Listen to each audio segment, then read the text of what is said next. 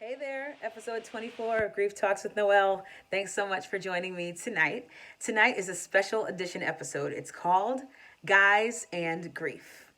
Now, for the past 23 episodes, I've been sharing my thoughts and my feelings and giving my input solely about my process, like what I've been learning about the grieving process and the various often startling realities that I've come to experience and know. But tonight, I enlisted the help of three courageous gentlemen who are going to, in their own words, share their experiences. There's one question that I asked all three of them, and they're going to address the question, and then they're at liberty to share whatever they'd like to share about their grieving process. It's important to me to have a different perspective, to offer a male perspective. Even though I've tried to stay pretty objective in my approach to things, every single episode I tried to not give too much of a female perspective, but I do want to have men actually share their viewpoint. And we'll see if anything that they say matches anything that I've said in the past 23 episodes. So I'm excited to share these accounts from these brave gentlemen with you, and I hope that you'll be impacted and inspired even by what they have to say as well. So the question is, let me read it properly so I don't misquote my own words. I asked them, do you feel that gender has an impact on the grieving process? Has gender impacted your grieving process? If so, how? And then I told them to feel free to share anything they wanted to share about their personal story and their personal experiences with grief. So here we go. We're going to listen to them. There's three guys, and they're going to introduce themselves. So I'm not going to do that because they're going to tell you their names, and they'll tell their story. Okay, so here we go. Hi, my name is Lane Simmons, and I've been grieving my father's loss for 14 years now. So I've been given a question, does gender have an impact on the overall grieving process? And does it still have an impact, and if so, how? So I'll explain. I can only say that I believe gender does have an impact on my overall grieving process.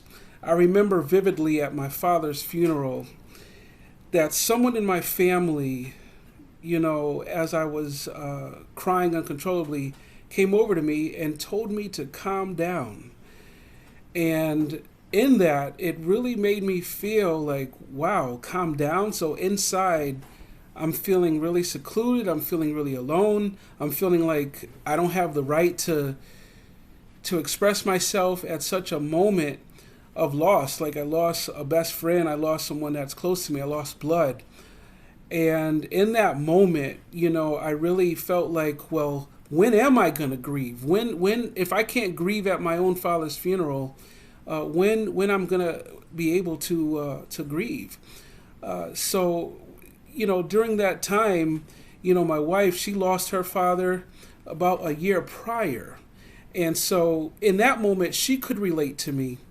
But when someone in your own family, says to you to calm down, calm down, it'll be okay, and you hear those words, it really raises a red flag as if, well, I'm a man, why can I not express myself?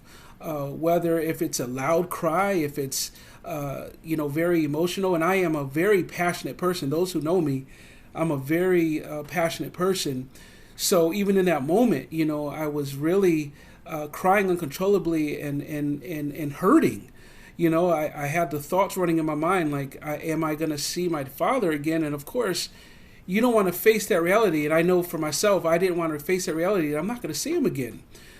So in that moment, being a man, I'm kind of looked at a little differently, and that's what I felt. I felt those around me probably was like, this is a grown man, and he's crying, and I was in my mid-20s when I lost my father. So even during that time, and I'm 40 years old, I don't have a problem saying that. 40 years old right now. So 14 years later, when you fast forward to now, having those moments of grief as a man, as it pertains to me, I still have times where I can't face reality. However, I will say this, I still have vivid dreams of my father. I would say they come in maybe once every 3 months or so.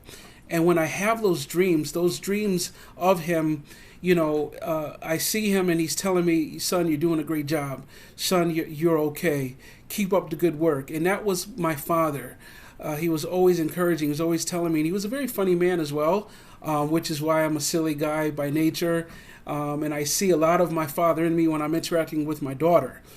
So even during the moments when I have those very vivid dreams, I wake up feeling like, wow, I can do it, or I can do that, or I can conquer this, or I can conquer that. And I'm wanting my father around to share in those moments, but I bring myself back to those dreams that I have about him pushing me that you can do this and you got it, and I'm not trying to be deep saying, oh, that's just a revelation. No, it's reality. It's part of the grieving process.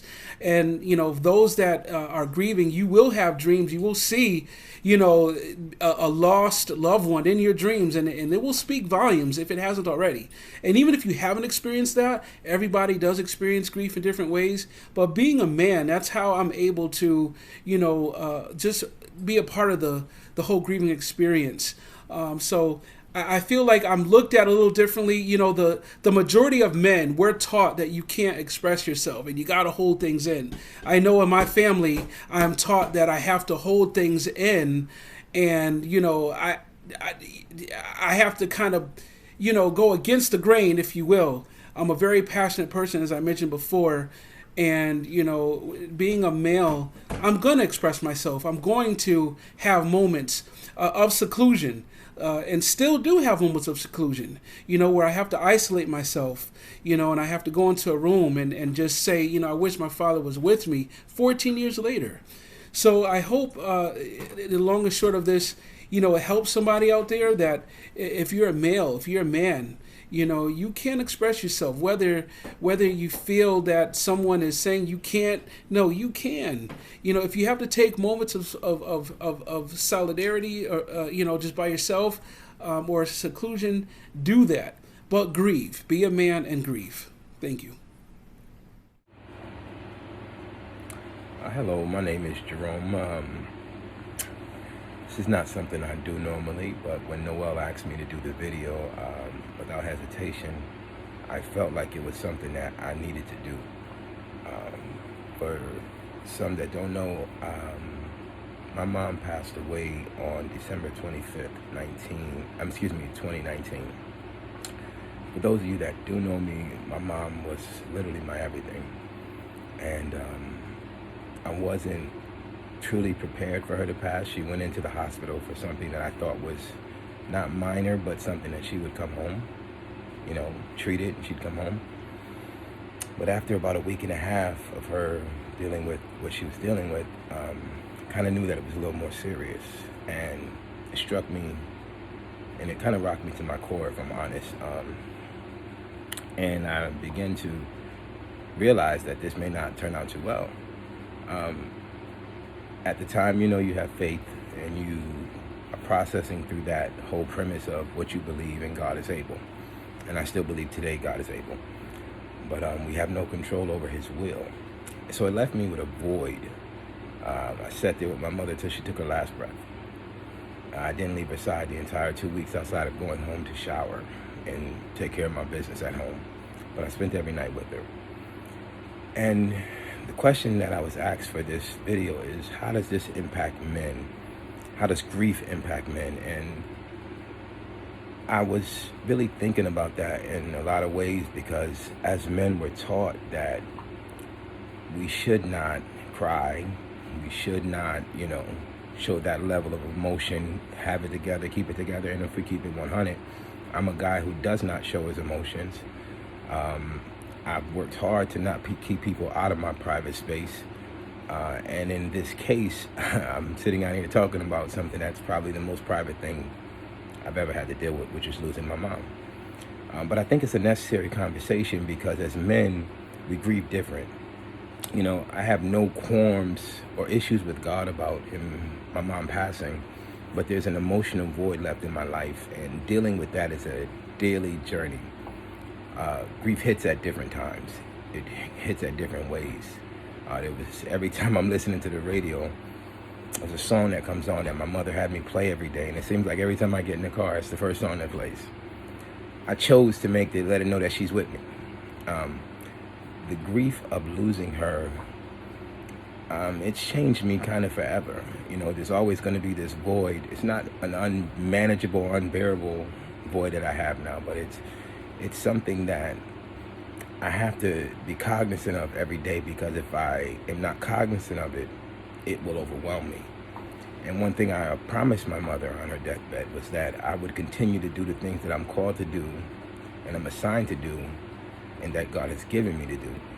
So every day I deal with this grief of loss of my mom, but I've learned that it's okay to grieve within cycles and in seasons and navigating it daily. But I refuse to lay down. And if I was to encourage anyone who's going through grief, let it take its course. There's nothing anyone can say. There's nothing anyone can do. It's a natural progression that you must go through on a daily basis. There'll be good days, there'll be bad days. I'm about 6-7 months out from losing my mom, and there are days I just can't function. And I just know those are days I try to keep my days short as possible, and I come home to my safe place with my wife and my family and just be here. And my family understands that about me. I'm not a person, again, that grieves openly with people, but I've learned to give myself space to grieve. I lost the most important person to me. And if you're someone who has lost someone, and then you're a male, don't believe the hype about grief that we don't grieve and that it's not cool to grieve. You're never going to be able to move if you don't allow yourself space to grieve. So I want to encourage you, if you're dealing with it, you're a man's man, because I consider myself a man's man. I think I'm as tough as they come. But the reality of it is, I have to embrace my grief if I'm going to reach my goals. And if you're like me and you're dealing with loss, be it 6 months or 6 years, take the process. Do what you have to do. But most importantly, never stop getting up and never stop doing. Thank you for this space. Hey everybody, my name is Kevin Chip Ginyard. I am the son of Kevin D. Ginyard Sr. I am his namesake. I carry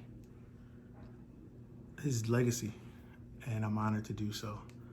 My little sister Noelle, aka Muff, asked me to be a part of her Guys in Grief segment of Grief Talks with Noelle. If this is your first time checking out Grief Talks with Noelle, then I encourage you to do so. Check it out on a regular. She's really out there helping people, and I'm honored that she asked me to be a part. I'm still dealing with grief myself, dealing with the passing of my father. He passed December 19th, 2018. Changed my life, and still dealing with it. It's hard. There are good days and bad days. I miss him a lot. I think about him every day. I mean, he's a part of me. I am him. I mean, look at me. I'm him. You know? I carry him with me everywhere I go. I can't go too many places. I mean, look at my watch. He's with me, you know? That's one way I deal with grief. I keep him with me. I have a million pictures in my phone and on my watch, and I just never want to forget him. Being a man, you do grieve differently. You do. Because men aren't supposed to show emotion. They're not supposed to cry. They're supposed to always be strong. When you see a man, it's a symbol of strength, you know, like the fist on my shirt. Symbol of strength, you know. But it's okay to grieve, you know? Like, it's okay to be sad. It's okay to cry. Doesn't make you soft, doesn't make you any less of a man. In fact, some people say it makes you more in tune with your feelings, you know? People respect it more when you can share how you feel. And it's okay to grieve. It's okay to be sad. Because we love our loved ones. I mean, I spent 38 years with my dad, and I'm trying not to cry now because I don't feel like it's the right platform. But when you're with somebody that has shaped and molded you for 38 years of your life, and then you lose them, and then you have so many regrets or so many thoughts of how you wish you could have done things differently. It's tough. It's tough. Some days I wake up and I cry. Some days, I try to hold it in. And my wife encourages me. Shout out to my wife, Sherry. She helps me through this. She tells me it's okay, It's the worst thing I've ever been through. My world shattered. I didn't know what to do. I never imagined it. Not yet. I didn't have children yet. I don't have kids yet. He didn't come to see my house in Atlanta yet. He didn't see my new car. He didn't pray over my home. He didn't christen my kids. It was tough. And I kind of put my grief on pause to be strong, to plan the biggest event I had ever planned. The celebration of my father. It's tough, man. It's tough. I don't know how we made it or how we're making it. It's the grace of God. So has gender affected or impacted your grieving process? Absolutely, Muff. Noel. It absolutely has. Because we're trained to be strong, be the stable, strong figure for our family. All I can say is the only thing that helped me through this was knowing that my father went to heaven. He loved Jesus. Everybody knows he served the Lord with his whole heart.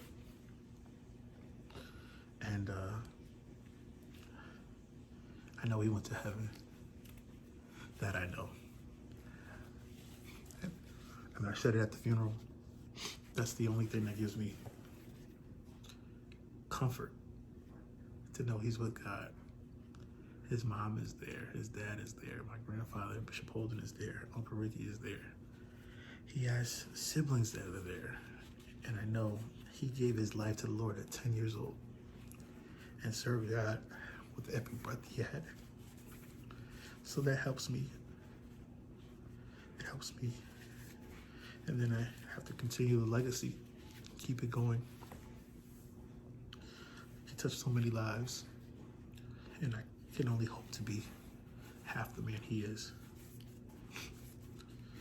I love my dad.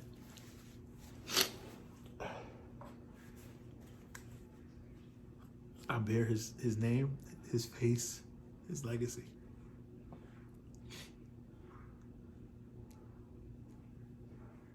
Wow. Thank you so much to Lane. Thank you to Jerome. And thank you to Kevin. Just kidding. That's my big brother. I can toy with him a little bit. I really applaud them. I applaud their courage. I applaud their bravery, the tenacity that it took to be able to express something that society has clearly told men that they should not be expressing. Emotion. Isn't there something deeply wrong with a society, with a culture, a group of people, whatever, that tells men that it's not okay to be emotional? That's a lie.